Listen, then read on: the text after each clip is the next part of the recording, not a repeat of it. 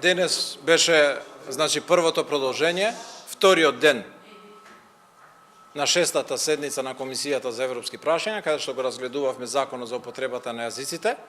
Почнавме со разгледување на амандманите.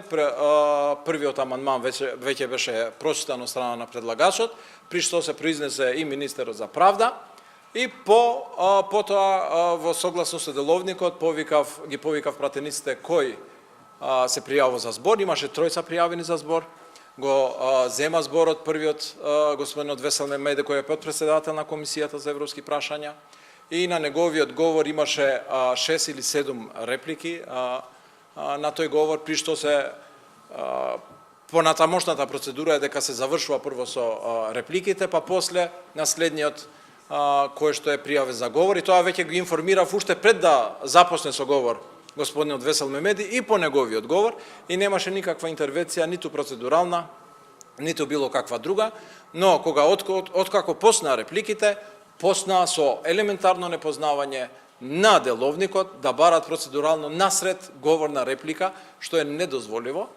И откако ќе завршат со репликите, секако дека можеме да продолжиме и да ги слушнеме и нивните ставови. Всушност, они имат само два основни амандмани поднесено, кои што всушност не менуваат многу ниту во основата.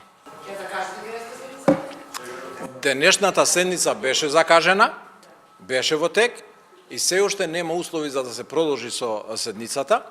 За жал, поради однесувањата на пратениците од опозицијата, кој што не дозволува редовен тек во согласно со деловникот, член 91, ако не се лажам 92, од деловникот, да се одвива седницата во нормалниот тек и да се слушнеме со аргументите кои што ќе ги представиме.